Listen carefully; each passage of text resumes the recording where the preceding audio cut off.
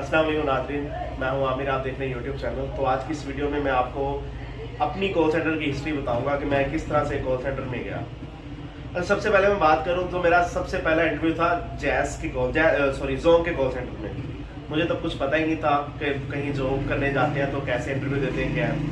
अब मैं घर में तैयार हो रहा था तो घर में लाइट चली गई अचानक से, मेरे कपड़े प्रेस नहीं हुए। अब मैंने क्या किया, एक प्रेस हुआ मेरा जो पड़ा हुआ था, मेरी पैंट शर्ट जीन्स की पैंट थी और ऊपर शर्ट थी, मैंने वो पहन ली।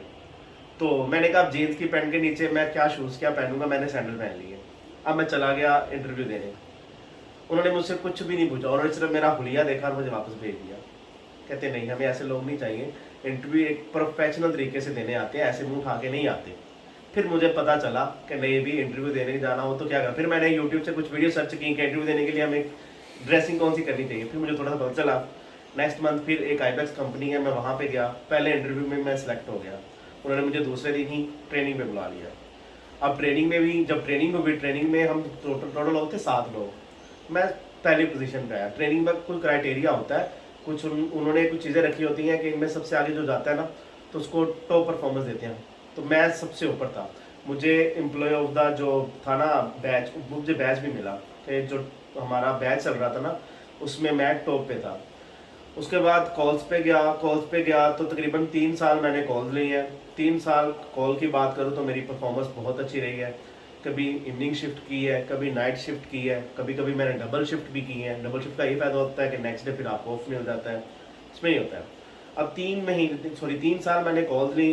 3 साल कॉल्स के बाद मेरी प्रमोशन हुई एज अ सुपरवाइजर, मैं सुपरवाइजर बन गया।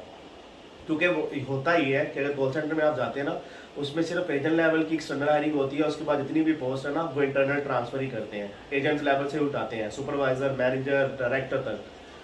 3 साल बाद उनकी पोस्ट आई सुपरवाइजर की, मैंने अप्लाई किया, मैं सिलेक्ट हो गया।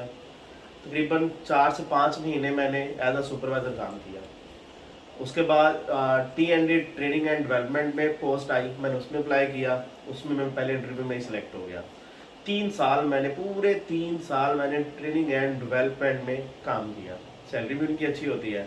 उसमें क्या होता है कि जितने भी न्यू एम्प्लॉयज हायर होते हैं ना उनको ट्रेनिंग दी जाती है। अब उनका ट्रेनर मैं था, उनको वो सारे मैं गुर सिखाता था, किस तरह से जाके आप कॉल्स लेंगे। उसके अलावा अपनी परफॉर्मेंस रिपोर्ट को किस तरह से आप मैनेज कर सकते हैं, इंसेंटिव ज़्यादा से ज़्यादा आप किस तरह से उठा सकते हैं। ये सारी चीज़ें मेरा काम था एजेंट्स को सिखाना। और अल्हम्दुलिल्लाह मेरे सिखाए हुए एजेंट फ्लोर पे जाके पहले महीने ही सैलरी के अलावा 4-4, 5-5, 6-6 हज़ार इंसेंटिव लेते रहे। क्यों? क्योंकि मैं उनको खाली ये नहीं कि सिर्फ उनको पढ़ाया लिखाया और भेज दिया, खाली ये चीज़ें नहीं होती। मैं उनको वो गुर सिखाता था कि किन किन चीज़ों पे आप अपना इंसेंटिव ले सकते हैं। ये नहीं कि सिर्फ कॉल लेनी है और बोलते ही रहना, बस कस्टमर को बता दिया, बात खत्म, बाकी चीज़ें नहीं बताई। उनको ये सारी चीज़ें मैं सिखा के भेजता था कि किस तरह से आप, क्योंकि मैंने तो ऑलरेडी काम किया हुआ था ना, मुझे तो पता था कि इंसेंटिव किस चीज़ पे बनता है। क्योंकि हम खाली वहाँ पे काम करने नहीं जाते, पैसे कमाने जाते हैं। कोई भी अपना टाइम वेस्ट करने नहीं जाता कि खाली 20,000 सैलरी पर लग गया तो उसने 20,000 लेनी है, नहीं। हर एक की कोशिश होती है कि वो ज़्यादा से ज़्यादा पैसे, क्योंकि ज़्यादातर वहाँ पे आते हैं हॉस्टलाइज लड़के या लड़कियाँ, उनकी कोशिश यही होती है कि हॉस्टल को भी मैनेज करें और अपने घर में भी कुछ पैसे भेज सकें। तो मेरी हमेशा से कोशिश ये रही कि वो ज़्यादा से ज़्यादा पैसे कमा सकें।